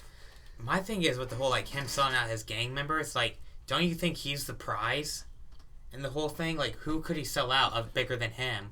Like, he's the prize. But when you know what I mean? He was always the football player. Like, There were people involved in the gang deeper than him. He wasn't a high profile gang member as a professional football player. Not as high as you think. Have you seen mob movies? Have you seen how things like that work? No. Was he working full time as a drug dealer or a human trafficker or like a money launderer? He's probably the one funding them. He was the one probably giving them money and supplying. He was the one involved. He was the richest out of all of them. He was the one involved with the people he grew up in. But when he realized, your life is on the line. Do you want to live in prison forever or do you want to get out? You look at the people who you think care about you and how far they got you. You're in prison forever because of the people you thought cared about you. I don't know. It's a sad situation, but I think the world's better off without Aaron Hernandez, so it's not that sad. So I'm more sad for the daughter who has to grow up living that life, and even if she has that money, like knowing that her father was like that person. You know what I mean? That's a hard thing to like live with. I don't know. Maybe. I don't know. But $15 million makes it a little bit better. Baby. Makes it a little easier. Kind of a sad situation, but I don't know if he was murdered, killed himself, either way.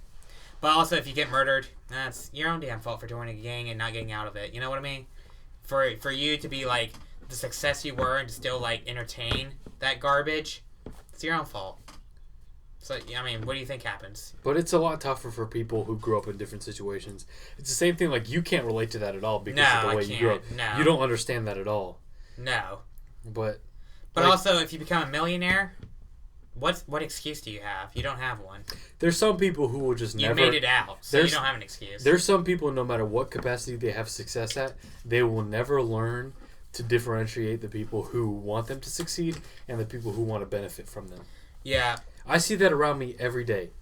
The people who cannot tell the difference between the people who want them to succeed and the people who want to benefit from them. Just want to benefit from, Even if it's very minute and for just a second, they can't differentiate it. That's your own fault, though. That's your own fault. And you say that until you're in that position. Maybe. But if I was like somebody that like that was my only like lifestyle, that was like there was no other alternative other than like gangbanging, which maybe was his case growing up. But you made it out, dude. You made it out. You made it, but you couldn't give it up. So that's your own fault. Yeah, maybe you did get murdered, but you know what? You know how that lifestyle is. You know how that goes. That's your own fault. You put yourself in that position. You could have got out a long time ago. I don't know. But you kept those people around you. You did kill that guy. You probably killed some more guys. Karma. I mean, what comes around goes around. So if he did get offed, I don't feel that bad about it. It doesn't like make me like, oh my god, man, they killed an innocent man. Like, I'm not gonna say that they killed an innocent man or anything like that. Of course, I'm gonna grieve every time somebody dies, no matter what the situation is. Like, some people, they have a choice. Some people don't. And that's just the way it goes. He had a choice, though. He did have a choice. And he chose poorly. The only thing I feel sad about is that he couldn't see what was best for him.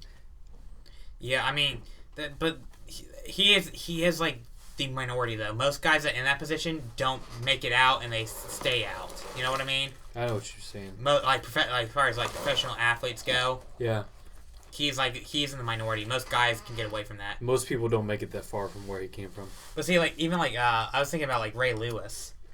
Ray Lewis just ended up getting lucky, but he's like the same situation. Yeah. You know what I mean? But my thing with Ray Lewis is like he seems like he's done a lot of good in the public since that murder, and he probably just killed another piece of crap that didn't mean anything to society. So I don't care that he killed somebody. But you also have to deal with because he benefited better. He's like been a better benefit for society than that guy would have been. No matter who you are or what you've done, if you're like Ray Lewis and you get acquitted, you still have to deal with it yourself. Oh yeah, for sure. Yeah, and you still gotta live with it. If he's the person he says it is, eventually he'll have to come clean. But like, if you're a gangbanger, though, it doesn't matter. Like that, you're conditioned not to care about stuff like that. Like if you kill another gang member, it doesn't matter. It's just bodies. Yeah. You know what I mean? Like one piece of shit killing another piece of shit, it's still you lose a piece of shit. Like it doesn't matter. It's also ingrained. Like you know what I mean? Like society is still bettered by it. It's ingrained in everyone's mind now, especially with pop music, because hip hop is becoming pop music, and with some artists it's different. Like some artists have a background and a way to come from. Some artists do not. And it's just becoming ingrained in people's mind that gang mentality is a legit mentality, where it's like as long as you're doing wrong, you're in a family and you can't say anything differently. And some people they do not succeed coming from there, and they can't break that hold on them, where it's telling them, you need to stick to your moral compass, and you need to really turn from whatever you've done. They cannot leave their history behind them, especially when you come from a past where you're talented and you can play sports for a living. Because even if you go to college, I'm going to be honest, I think that's kind of an easy way out. Even as talented as you are, you have to understand that being able to play a sport and break out of your hood is an easy way out. And some people don't see it as the easiest way out, and they can't break out of the hole they've been in their surrounding communities, and it's tough. And that story happens too often. And I don't know. It's another gray area where it's like, is every sports player, professional sports player, like a success story? And I don't know. It's hard to think about, because with people like him, you have to think everybody who comes out of the hood and makes a name for themselves, are they liable to fall into the same path he did? And maybe, but also how many of them are willing to stick to their old ways and not be able to break the hold that their past has on them? There's not. Yeah, and it's just, it goes back to the thing, like, how many other cases like this, like, in just professional sports in general, are there like this? You know what I mean? Like, guys, like, that just couldn't give it up. Maybe they didn't caught murder or something like that. Maybe Aaron Hernandez was just so unlucky or something like that. I don't know. But there is a lot of people, I think, out there that would take his position, take that opportunity, and make way more of it than he did. Those people that you're talking about also changed their lives around in high school. Yeah. They realized, even college, yeah. College, yeah. They realized that the ways that they have been living by are holding them back. And that they have potential, yeah. And that a college is not going to accept them if they're a liability. At some point, you have to realize you have potential and be like, I have a career ahead of me. I could make millions of dollars. Let me cut the crap out. Let me cut it out. This dude was just so, like, mentally unattached. Like, he was just, something wasn't wired there right. He could just never get out of it. Even in college, he was like, couldn't stay out of trouble, And like, dude, you're going to be a top. Bless you. Thank you. You're going to be a top prospect in the NFL. You're going to make millions, unless you can't, like, cut the crap out. He couldn't do it. So it's going to happen. He got what was coming to him. It was justice, whether he was murdered or killed himself. The world's better for it overall. The majority of the world is better for it. Less taxpayer money that we have to spend feeding him and clothing him for the rest of his life. But also, that's how I see it. He earned enough money through his NFL career where it's like it evens out. True. It doesn't even out. It's way biased. Yeah. You can't even look at his stay in a prison and say, "Oh, it's all the taxpayer money." It's like, really? How he signed like a 5-year extension for $40 million before $40 million a year before he went to jail. Less than a year later. Yeah. Well, that's what gangs get. That's how it goes, The only positive you can take away from this is that hopefully somebody somewhere will realize or see this and realize, if you don't realize your potential and move away, your past is going to get to you. You can't just take you can't give everybody unlimited second chances. Mm-hmm. Not saying that that's what he did, but you can't say, my friend, he really just needs somebody to care for him because he's in a situation. You can't keep getting it past just because of your talent. Yeah. That was the thing with him. He only kept getting past because of his talent. If it was somebody else that was not as talented as him, their chances would have ran out a long time ago. They wouldn't have even got to the position he was. Yeah. It was just because of his talent that he got so many second chances. But it also depends on, you don't know the way or what situation he was in or how he was thinking, If you were growing up and your only friends were in that same situation you were, and you just happened to be lucky enough to get a way out because of your ability in sports, it's like, you would want to help out the people in your community. No, I wouldn't. You would, if it was me, I would want to take care of my family, but I wouldn't be like, oh, dude, all my homies, I got to take care of the homies. No, them. But you can't say that because you're not in his situation. You don't know what how he grew up. I could picture myself in that situation. That's what I would do. And that applies with a lot of people. When you grow up in a broken home, and it's maybe not even a broken home, you just choose that's the way you want to live because you see how much your family is struggling, and you have some ability to succeed. And all the people who have cared about you, the people you spend time with, this is the way they're going. You've always followed them. And that was the thing too. I don't think he ever looked at himself as the good guy in a field of bad guys. He was just as bad as everyone else was. I think he was a simple mind that didn't really think very much. Exactly.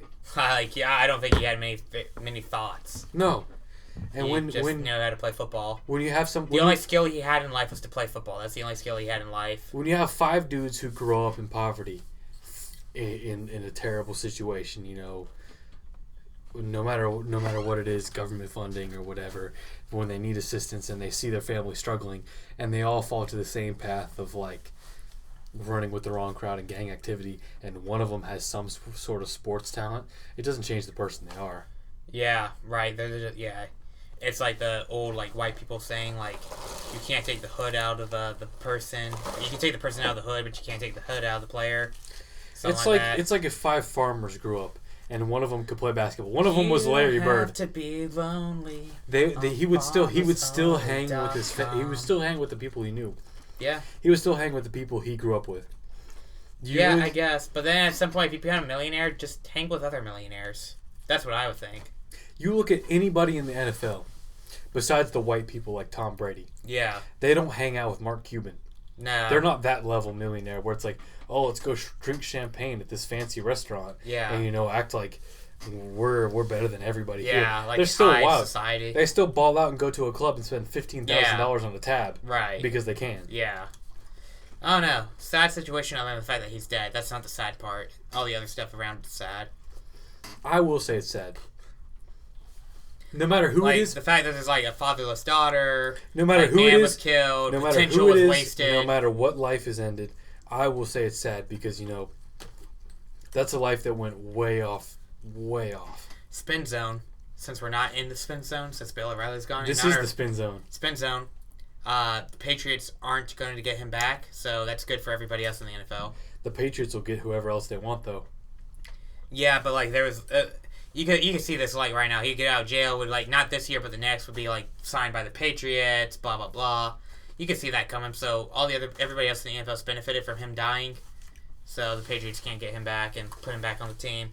That would have happened if he got if he was able to get an appeal or something like that and walk. Maybe. Yeah, that was gonna happen.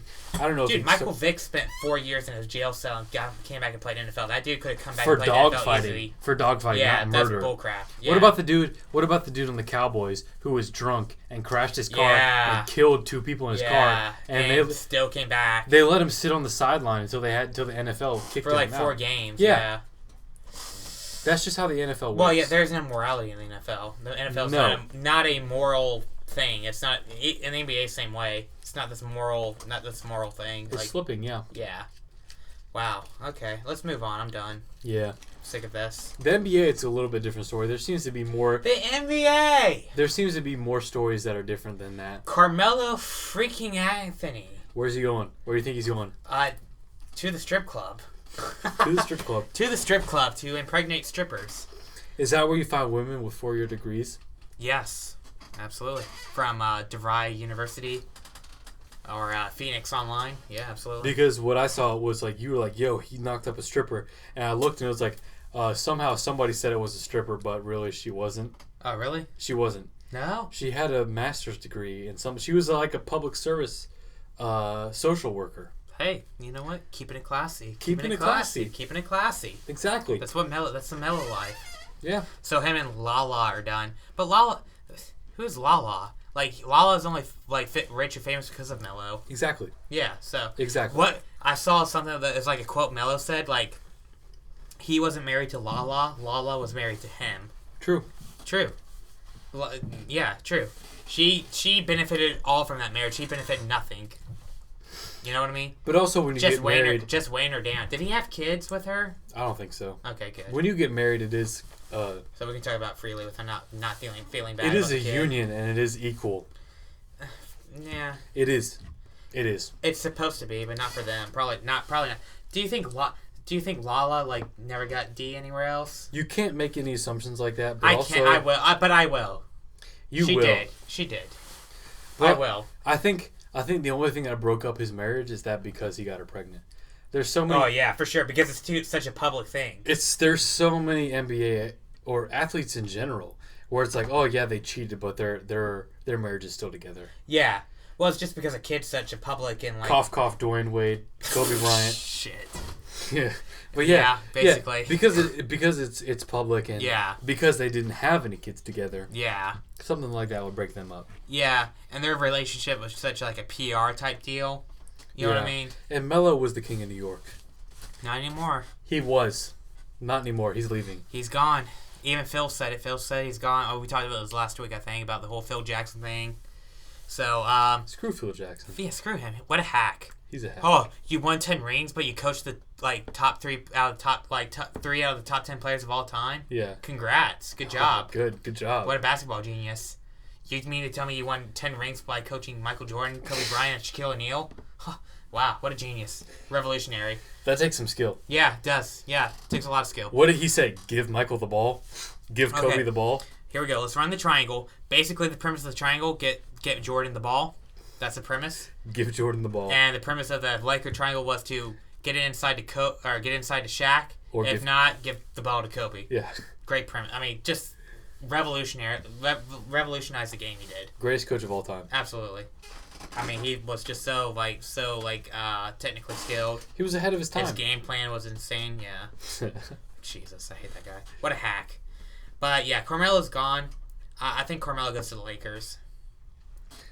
I think the Cavs are really Don't say that.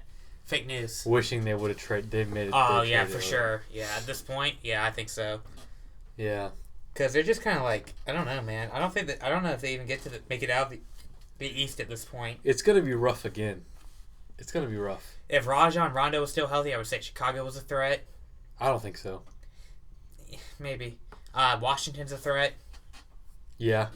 Yeah, I mean... Washington's an East Coast Finals team for sure. They're not beating anybody out of the West, though. The Cavs. No. Nobody. No. They're not beating the Warriors. They're not beating the Spurs. They're not beating the Spurs. They're not beating the Rockets. The Spurs versus the Warriors is going to be a good Western Conference Finals. Dude, I think the Rockets are going to win the Western Conference Finals. Really? Yeah. You can see that? Yeah, I see the Rockets winning. That's your hot take? Yeah, Rockets are going to win the conference finals. I don't know. They'll lose to the Cavs in like 5 or 6 games, but they're going to make the conference finals, I think. The Rockets might be... Make the finals. The Rockets and the Thunder are the only team from the West the Cavs could beat. Yeah, true. In the finals. Well, like, that's the highest ranking. Everything else, they can beat the Jazz or the Blazers. Yeah, but they're not going to make it through the first round. Yeah, that's what I'm saying, yeah. Yeah. Yeah, I see what you're saying. But like, they can't beat the... Oh, the Clippers are done, too, with Griffin's out. They're not going to beat the Spurs. They're not going to beat the Warriors. The Clippers don't... The Clippers aren't even... Like, Clippers are a joke. They're cursed. That's the thing. They should have Nobody can take... You can't take them seriously. I heard talks that they were going to trade CP3 and Blake Griffin this offseason. They should. They have to. But now that Blake Griffin's injured, nobody's going to want him. Well, I don't know what... I don't know what his injury... The extent of his injury. Somebody will want him. Somebody will. Well, his contract's up, too, I think. Yeah. So he could just walk. Yeah. But it's time. Yeah, you got your... Those dudes have been playing together for how many years now? Like 3 or 4? Yeah, too many. And they haven't even made conference finals. You're not going to ever win anything with them. It's going to blow it up. and Doc Rivers will probably get fired. The thing is, it's not that you can't win anything with them. It's that you can't win anything with them on the Clippers. Yeah. Chris Paul is a good player. And you play in the same conference as the Golden State Warriors, so and the you're Spurs. kind of screwed. Yeah. In the past history. Yeah. With the Spurs as well. Yeah. Dude. Well, I mean, Kevin Durant right now is just, like, taking nights off against the Blazers. Like, they don't even have to play him. They can just, like, give him some rest. Like, he's like, yeah, take the night. It's a playoff game. Take the night off. All right, let's put money on it right now. What are the chances that Kevin Durant gets hurt in the playoffs? The, like, percentage? Percentage. Let's 70. Let's go 50 up above and above 50, up and up. Above, over under. Yeah, over under. Over. I'd say over as well. Slightly over. Yeah, I'd say it's like 65. Yeah, 65, 70, yeah. Yeah, he like tweaks a hammy or something like that. Has to sit out a finals game. Even if it's going to be in the finals. It's going to be in the conference finals or the NBA finals too. Yeah. Yeah, it's gonna be like that thing. Like, oh, he could play, but he can't like muster up the strength. My man's got glass bones, dude. Yeah. He's made of glass. Oh yeah, he's very fragile. It's because he's So's Curry. It's because Curry's always good for an injury too in the finals. So's Kyrie Irving. Yeah, true. Kyrie Irving is the same way, but the thing with Durant is that he's so tall and so skinny. Yeah. That's the same thing. Like, I'm watching Manute Bol's son in high school. What? Manute Bol. He's got a kid. Bol. His name is Bol. Bolbol. The hell are you talking about? Manute Bol. Have you never heard of him? No, I don't know. He's like 7'9". He played on the Hawks. He played on the Hawks with Spud Webb. He was huge. He was really good. Good. His son is in high school and he's really good. How tall's the son? Over 7 feet tall. Shoot. The thing is, he's like 7 foot tall. Well, that means you got glass knees. Yeah. You got like. He's really skinny. What is that? And Chinese that's the problem. Paper folding thing. With origami. Origami. He's got origami knees. That's the thing with Kevin Durant. That should be Yao Ming's nickname, by the way. Origami knees. That should be his nickname. Well, he's out of the league, so it doesn't matter. No, I'm declaring it right now. Yao Ming should now be referred to as origami knees. Retroactively. Yeah, retroactively.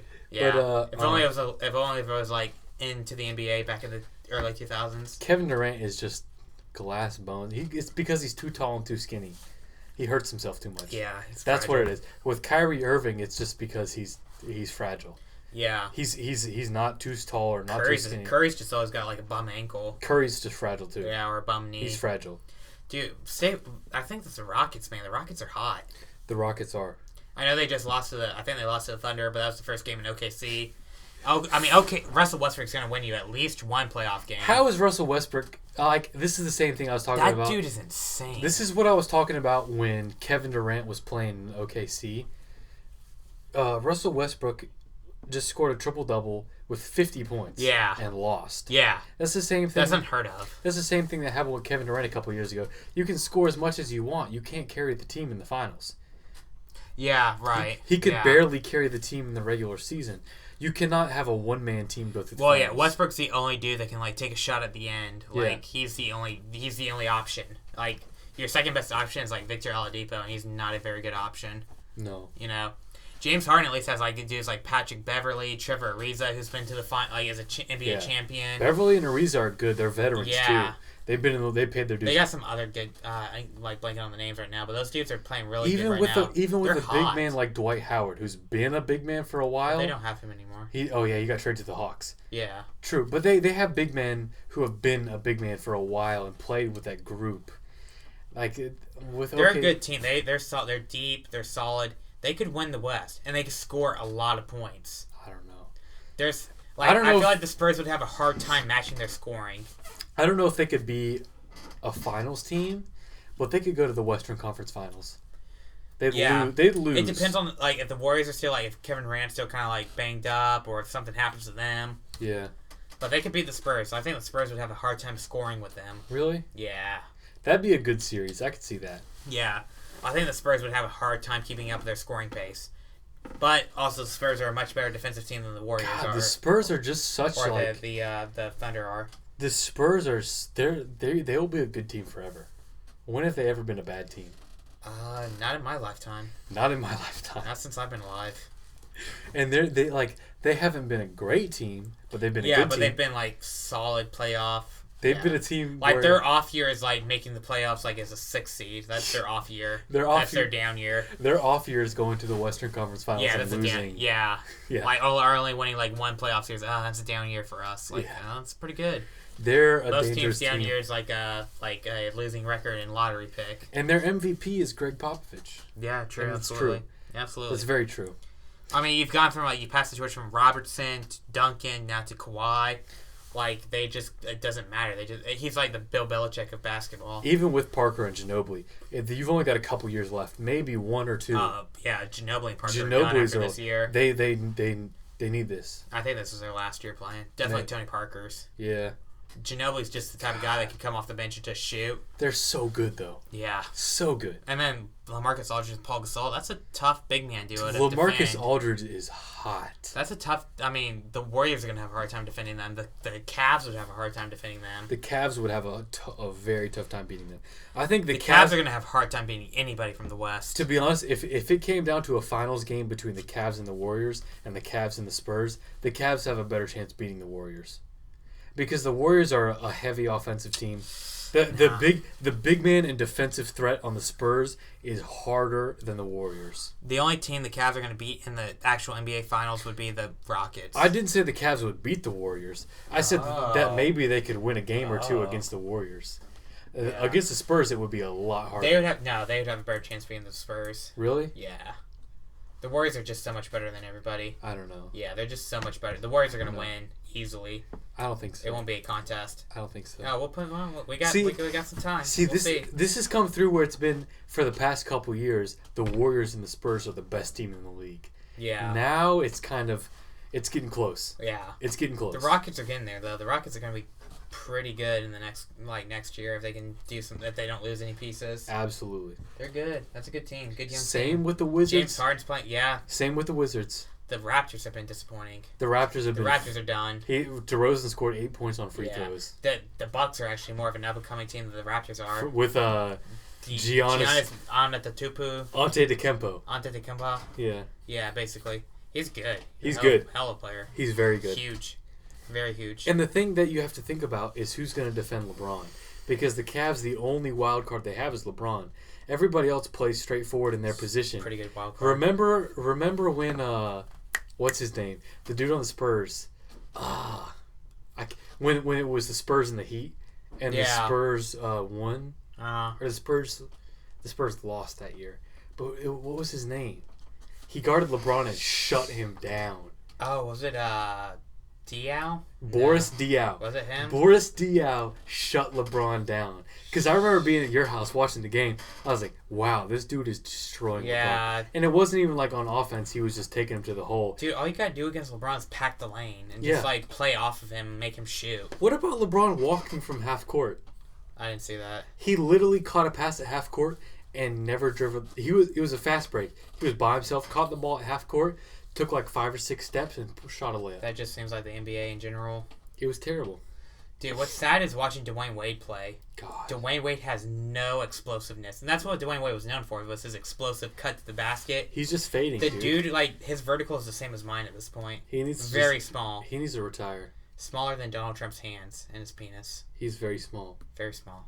I know what you're saying, though. It's sad watching those. Like, dude, it's like an old, like, has-been out there, washed up. The Bulls-Celtics series is so disappointing.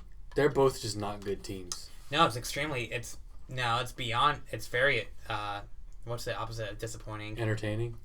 Or, like, beyond expectation. It's appointing. It's appointing. I can see that because they're both subpar teams playing each other. Yeah. It's like, the Boston Celtics are not number 1 seed. They happen to be in a bad conference. Yeah. But the Bulls are better than an 8 seed. They just had some tough times at the middle of the season. Rondo and Dwayne Wade aren't really threats, though. Well, the Bulls are done now without Rondo. Rondo was playing good. Wade isn't a threat. And Rondo was just playing good because he's playing the Celtics, and he's like, F you, Celtics. Like, this is the first chance he's actually had to, like, clap back at the Celtics. As much as I love Jimmy Butler, that dude's good. He's really good. That dude's good. But he's not clutch. Maybe. He's very good, but he's not going to make it far in the playoffs. That game's going to go to 7 games, though, that series. It will. Yeah, it'll go 7 games. Whoever wins that series is going to lose. And also, too, Isaiah Thomas, his sister just died. Yeah. and he's probably not been there 100% mentally. Whoever, so you gotta consider that a little bit. Whoever wins that series is gonna lose in 5 games the next series. Yeah, exactly. Yep, because I think they play the winner of the Wizards. Yeah, they'll play the Wizards. They'll lose to the Wizards in 5 games. Yeah, hell yeah. The Wizards are hot. The Wizards are Although they are hot. playing the Hawks, so that's like the worst team in the East. But the Wizards they're clicking. Like the Hawks are the 5 seed, but they're definitely the worst team in the playoffs. Yeah. Definitely the worst team in the playoffs. Because the Bucks are pretty good. The Raptors are better than them. Besides the Jazz. The Jazz are not terrible. I don't know. They won a game against the Clippers with Blake Griffin still in. But yeah, I see what you're saying. But yeah, the Hawks are definitely one of the worst teams in the playoffs. They're the worst team on the East. Even though they're the 5 seed. They're the worst team on the East. Yeah, I don't care what your seeding are. You suck. And the Hawks haven't been good for a long time. They've been mediocre for a long time. They've been like that team. Like, hey, they can like make the playoffs, but they're not going to win a series. Yep. So what the hell's the point? You're just kind of like shooting yourself in the foot because you're not getting a good draft pick. It's interesting because I'm just gonna like tune out of the NBA for a couple weeks, and then tune back in and be like, oh, look at the series we have. Like first round. Yeah. First round doesn't matter to me. I tweeted the other night. First round of the NBA playoffs, you mean like regular season plus? Yeah, regular season plus. Yeah, basically, like it's just, it's the same thing. Those are all like play-in games. Like in the tournament, like the NCAA tournament, it's like playing games. They're playing games. The only entertaining series so far has been like Celtics Bulls and like the Thunder Rockets, just to watch Westbrook and Harden because go it's at each other. Thunder and Rockets are both good teams. Yeah. Well, they're teams led by good players. Yeah, they both have great players on them. The Celtics and Bulls are like mediocre just teams. Shit. Yeah. But they're good playing against each other. Yeah, well, they're equally matched because they're just like mediocre. They like the epitome of mediocrity. And it's so hard to think that the Celtics are the 1 seed. That's just how bad the East is. That's how just bad stereotypically. But that's how much not much of a shit that the Cavs gave this year. Yeah. Because the Cavs should have easily had the 1 seed. They just didn't care. But it doesn't matter. It doesn't. No. When it comes down to sitting players and losing a lead, like. Do you give a trophy to the team who has the 1 seed? No. Well, also they got a better path with the 2 seed because even this is Skip Bayless even said this, so I'll agree with Skip Bayless here. I'd rather play the Pacers than the Bulls because the Bulls have more potential than the Pacers. You know what the Pacers are. You shut down Paul George, you beat the Pacers, but the Bulls, you don't know when Dwayne Wade's going to act like he's 5 years younger. True. Jimmy Butler is a great player. Rajon Rondo can just go off. Robin Lopez has been going off. So the Bulls are just kind of they're not great, but they could get hot. But the Pacers are just you shut down Paul George, you beat the Pacers. So who do you think is going to win, Celtics or Bulls? I'm going to say Celtics. Even though we both agree that it doesn't matter. Yeah, it doesn't matter, but just because Rajon Rondo got hurt, it's going to be the Celtics. It's going to be hard to stop Isaiah Thomas. In 7. It's going to take 7 games. It's 7 games. But if Rondo was still playing, it'd be done in 5. Yeah. Yeah. Rondo was playing really good. He was. And I'm still bummed that he had to spend a year in Sacramento. Oh, God. Because he was still... And in Dallas. He's still he's not like a shooter or like a scoring point guard, but he's a point guard. Yeah. Well, he played in 2 dysfunctional teams. Dallas is extremely dysfunctional at this point. Ever since they won that championship, they've been dysfunctional. Yeah. And the Kings are beyond dysfunctional. That's the craziest thing to think about. The Mavericks are the biggest drop in a team's threat without trading anybody. Yeah. Because when the Heat traded LeBron, it was they're done. The Mavericks didn't trade anybody. They had Dirk. Dirk was their leader. It's still crazy to think that team actually made the finals. For real. Because he still had the Spurs. He had Kobe's Lakers that were still not terrible yet. The Spurs were always way better than the Mavericks too. Kobe's Lakers weren't terrible yet. It wasn't like the Lakers of 2 years ago. They still had Pau Gasol. Yeah. Who else he had in there? The Thunder. Yeah, OKC had Durant. Up. Yeah. OKC had Durant, Harden. Westbrook, and Harden. It was the next year that they made the finals. Yeah. Yeah, that's wild. But yeah, they only won a championship because LeBron James was being a girl and didn't know how to take a shot in the 4th quarter. Yeah. It was oh, you mean I could just drive past the guy defending me? I'd rather just pull up for 3 and throw it off the backboard. Yeah. That's basically LeBron. Yeah, LeBron. God, dude, I hate LeBron. I'll be honest, I hate him. He's hard to love, but honestly, when it comes to the MVP race, he is the MVP. No, it's definitely Westbrook this year. Westbrook, because the Thunder would be the worst team in the NBA without Westbrook. I understand that. I understand the argument where And Westbrook played way better than LeBron. he's the most valuable player to his team. Yeah. I could see that argument. Well, that's always been the argument. But who's most important to their team or most important just overall? Yeah. Because that was the argument last year with Curry and LeBron. Because most important to their team is LeBron, but most important overall, you could say Curry because he had better numbers and better stats. So it's just it's always that debate. But I think it's just like, I think it's who's had the best season. Because MVP it's a yearly thing. It's not about who's best for their team. Yeah. It's who's had the best season. That's what it's meant for. Yep. And it's clearly Westbrook this year. I can see that. Clearly Westbrook.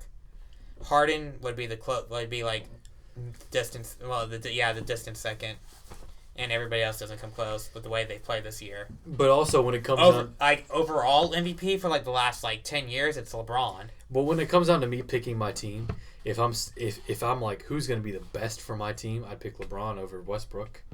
Oh yeah, for sure. For sure. Yeah. But as as this year goes, who's had the better year? Yeah. It's Westbrook. And that's what I think the MVP means. So. Yeah, I can see that. Because you still have a finals MVP, which your team has to get to the finals, but who's the most valuable player on your team? The most valuable player to his team over the course of the season was Westbrook. Yeah, for sure.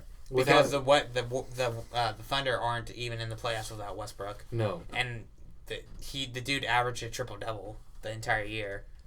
LeBron played like crap this year, honestly. He was spotty. This was a down year for LeBron. So LeBron definitely didn't deserve the MVP this year. Especially when guys like Westbrook and Harden and Kawhi are playing much better than him. Yeah. So, Kawhi was so good this year. LeBron would be fifth in my voting. I would go Westbrook, Harden, Kawhi, Durant, then LeBron. You take Durant? Really? I might take Curry over LeBron too. I might go Durant, Curry, LeBron. I couldn't put Durant in those runnings because he was injured. And because he was playing with a new team. He wasn't playing on his level. Yeah, but his team was still the best team in the NBA. But was he the best player on his team? Maybe not, but Curry would be. Curry would be, yeah. So Curry would be ahead of LeBron To be honest, NBA 2K17, Curry doesn't shoot as good as Thompson. No, but... Thompson... 2K's not real life. Thompson is Steph Curry with the shot. Shit. At least Klay Thompson can actually pretend to play defense. See, that's the joke in my house with me and Joe. Thompson is Steph Curry with the shot, baby. True. Well, I'm out of topics. Are you out of topics? I don't really have much else. What do we hit on? Bill O'Reilly, Aaron Hernandez, Alex Jones, and the NBA. So our typical, the usual. Pretty much. The regular. Yeah.